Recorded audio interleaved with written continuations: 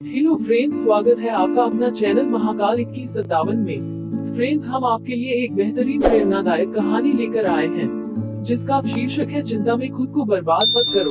क्या आपको कहानी पढ़ना और सुनना पसंद है? तो आज की पोस्ट में हम आपको कुछ दिलचस्प कहानियां के साथ साथ चिंता में खुद को बर्बाद मत करो कहानी के बारे में पढ़ेंगे, जिसे सुनने या पढ़ने में आप और आपके बच्चों को काफी मजा आने वाला है। इसके साथ हम ये भी बता देंगे कि हमारे चैनल की सारी कहानियां आपके लिए बहुत ही दिलचस्प होंगी, क्योंकि हमने आपके बच्चों के लिए खास तौर पर यह कहानियां तैयार की है ताकि उन्हें कहानी से कुछ नया सीखने को मिले। तो देर न करते हुए चलिए कहानी में आगे बढ़ते हैं और पूरी कहानी पढ़ते हैं।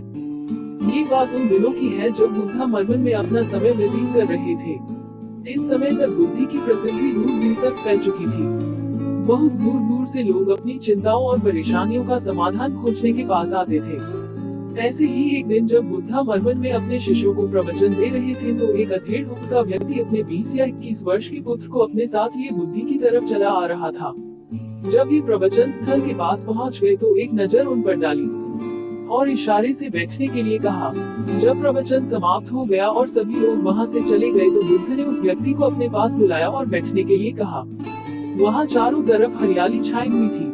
मौसम बहुत सुहाना था और तरह तरह के पक्षियों की आवाजें गूंज रही थी। ऐसा नजारा देखकर उस व्यक्ति को अंदर से असीम शांति महसूस हो रही थी। इसके बाद बुद्ध ने उस व्यक्ति से आने का कारण पूछा तो इस पर व्यक्ति ने कहा, ये तथागत, मैं 2 दिन की लंबी यात्रा करके अपने पुत्र को आपसे मिलवाने लाया हूँ। ये मेरा इकलौता पुत्र है और ये हर समय थका थका रहता है।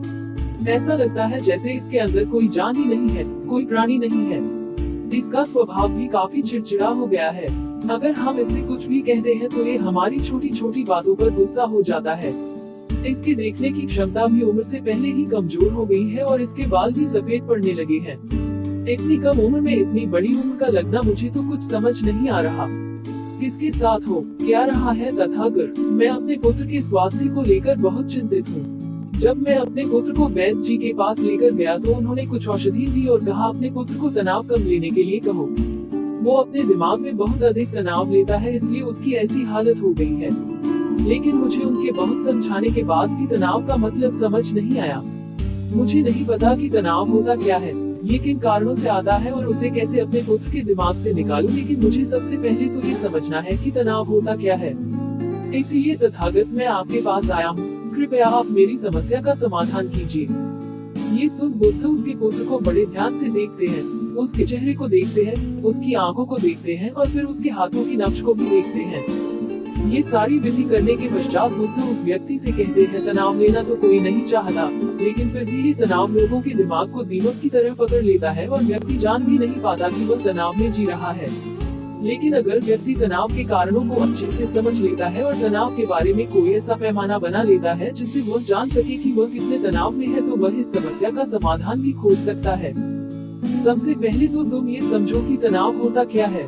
जब भी कोई व्यक्ति कोई काम कर रहा होता है लेकिन उसका मन कहीं दूर भटक रहा होता है, कल्पनाओं में होता है, तो उसके शरीर और मन के बीच एक दूरी पैदा हो जाती है। ये दूरी जितनी अधिक होगी व्यक्ति उतनी ही ज्यादा बेहोशी की अवस्था में होता है और शरीर व मन के बीच की इसी दूरी, इसी खिंचाव को तनाव कहा जाता है। आखिर कोई पसंदीदा खेल खेलने के बाद व्यक्ति चुस्ती और प्रसन्नता से क्यों भर जाता है, जबकि उसने तो अपने शरीर को थकाया है। लेकिन समझने वाली बात यह है कि खेलते समय मन और शरीर एक साथ पूरी तरह से उस खेल में केंद्रित होते हैं, जिससे शरीर और मन के बीच दूरी पैदा नहीं होती और कोई तनाव पैदा नहीं होता। और अगर दिमाग में कोई तनाव था भी तो वो भी दूर हो जाता है। लेकिन इसके विपरीत जब हम कोई ऐसा काम करते हैं जो हमें पसंद नहीं है तो हमारा ससुर तो उस काम को कर रहा होता है, लेकिन हमारा मन कहीं दूर कल्पनाओं में भटक रहा होता है, जिससे शरीर और मन के बीच एक दूरी पैदा हो गई और तनाव ने जन्म ले लिया। इसीलिए व्यक्ति को एक समय पर सिर्फ एक ही काम करना चाहिए और अपने तन और मन की सारी शक्ति उसी एक काम पर लगा देनी चाहिए, जिससे व्यक्ति के अंदर तनाव पैदा ही ना हो। इसके बाद बुद्ध ने कहा, तनाव पैदा होने के मुख्य 8 कारण होते हैं और जिसने इन कारणों को समझ लिया वो जीवन भर तनाव मुक्त रह सकता है। मुख्य कारणों में सबसे पहला कारण है अति महत्वाकांक्षी होना। महत्वाकांक्षी होना अच्छी बात है, लेकिन क्या कभी आपने इस बात पर ध्यान दिया है कि इंसान के लक्ष्य कभी पूरी ही नहीं होते।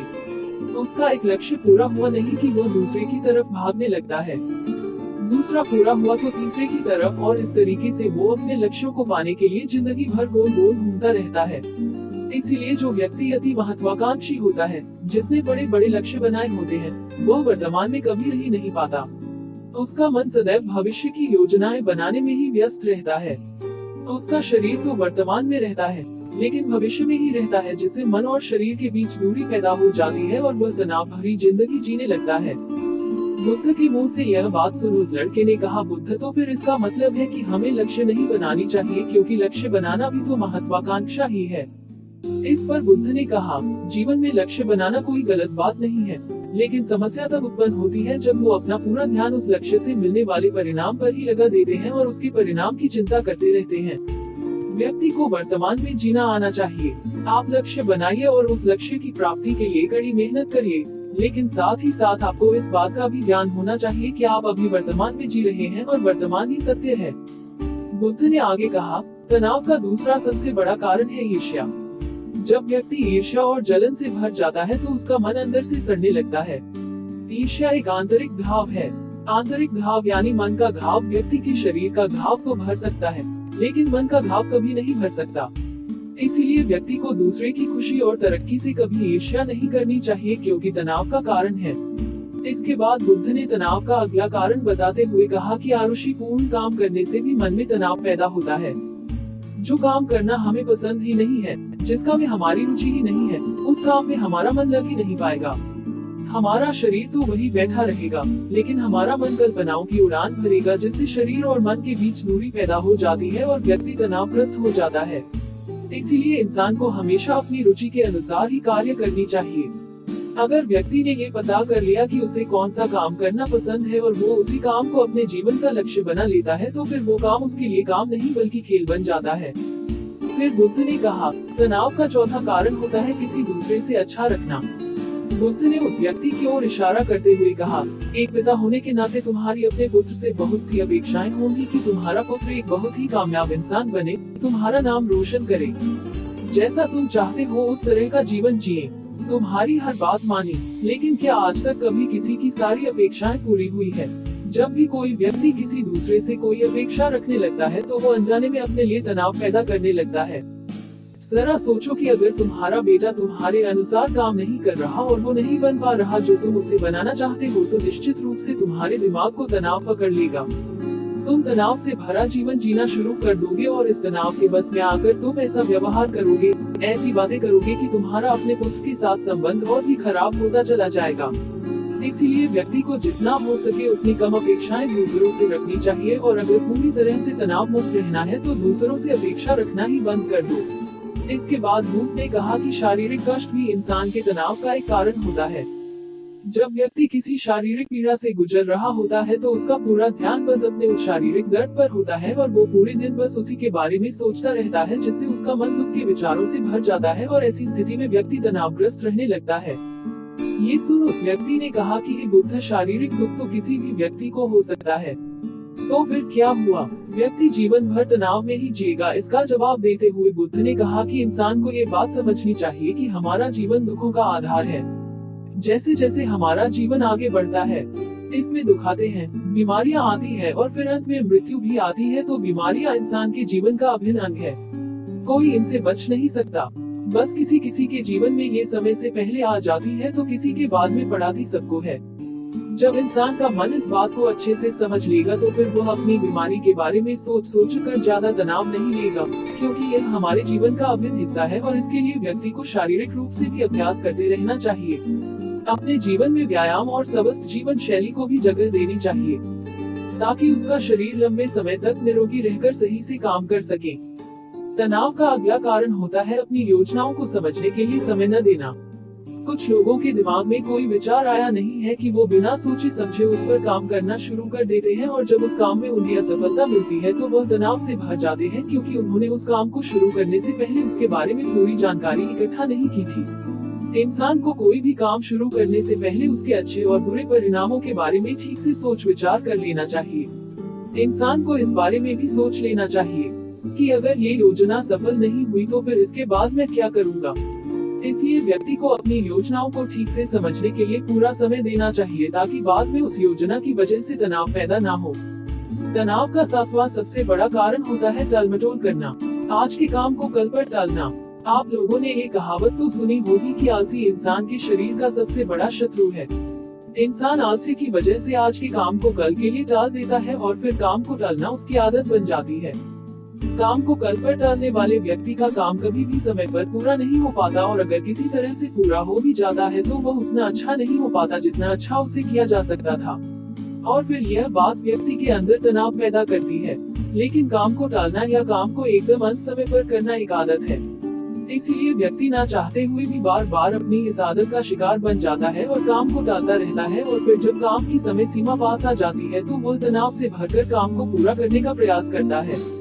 इसीलिए तनाव मुक्त रहने के लिए व्यक्ति को काम को टालने की आदत छोड़नी पड़ेगी और ये तभी संभव है जब व्यक्ति काम को समय से पहले खत्म करने का निश्चय करे। सबसे आखिरी और सबसे प्रमुख कारण जो तनाव का होता है वो है ज्यादा सोचना। लगातार सोचते रहना भी एक बीमारी है और यह उस व्यक्ति में सबसे ज्यादा पाई जाती है जो कपोल कल्पनाएं करता है, जो अतीत की घटनाओं और भविष्य की बातों के बारे में सोचता रहता है, जो बेवजह के अनुमान लगाता रहता है। इसीलिए व्यक्ति को ज्यादा सोचने की आदत पर लगाम लगाना चाहिए। इसके लिए जितना हो सके खुद को काम में व्यस्त रखना चाहिए और हर दिन ध्यान का अभ्यास करने को अपने जीवन का हिस्सा बना लेना चाहिए। बुद्ध के मुंह से यह सारी बातें सुनकर उस व्यक्ति ने हाथ जोड़कर कहा, बुद्ध, मेरा पुत्र तो अभी मात्र 20 वर्ष का ही है और इसमें अभी इतनी समझ भी नहीं है कि यह आपकी बताई सारी बातों का एक साथ पालन कर सके। आप कृपया करके तनाव मुक्त रहने का कोई आसान सा तरीका बता दें जिससे मेरा बेटा उसका अनुसरण भी कर सके और तनाव मुक्त भी रह सके। उस व्यक्ति की यह प्रार्थना सुन बुद्धि ने कुछ सोचते हुए जवाब दिया, अगर तुम इतनी सारी बातों का पालन नहीं कर सकते तो इसके लिए एक बहुत ही आसान विधि है। तुम एक बार में एक काम को करने पर ध्यान लगाओ कि काम कर रहे हो, उस समय पर सिर्फ उसी काम को करो, सिर्फ उस पर ही अपना पूरा ध्यान लगाओ। और अगर तुम्हारा मन इधर उधर भटक जाता है तो जैसे ही तुम्हें याद आए उसे वापस फिर उसी काम में लगा दो। ये सबसे आसान और अच्छा तरीका है तनाव मुक्त रहने का। जब तुम भोजन करो तो उस समय सिर्फ भोजन ही करो, उसके पूरे स्वाद का आनंद लो, उसी अनुभव करो। जब चलो तो अपना पूरा ध्यान सिर्फ चलने लगा दो। इससे तुम्हारा मन और तुम्हारा शरीर दोनों एक जगह पर केंद्रित रहेंगे। दोनों के बीच दूरी पैदा नहीं होगी जो कि तनाव का मुख्य कारण होती है। दोस्तों, आज की युवा पीढ़ी एक ही समय पर 2-2, 3-3 काम करने के आदी हो चुकी है, जैसे फोन पर बात करते हुए गाड़ी चलाना, खाना खाते हुए टीवी देखना, ये फोन चलाना। और फिर इनकी शिकायत रहती है कि मैं तनाव में जी रहा हूँ, मेरा मन शांत रहता है, मैं चिड़चिड़ा सा हो गया हूँ। जब कोई व्यक्ति एक ही समय पर 3-3 काम करेगा तो तनाव पैदा होना तो स्वाभाविक है, क्योंकि दिमाग तो एक समय पर पूरा ध्यान लगाकर सिर्फ एक ही काम कर सकता है। पूर्ण रूप से एक ही समय पर 2 कामों पर ध्यान कभी नहीं लग सकता। इसीलिए जहाँ तक संभव हो सके एक समय पर सिर्फ एक ही काम करने का प्रयास करें, वो भी पूरे ध्यान के साथ। दोस्तों, आशा करता हूँ कि आपको इस कहानी से काफी कुछ सीखने को मिला होगा। तो आप कमेंट्स करके जरूर बताएं कि कहानी कैसी लगी आपको। धन्यवाद।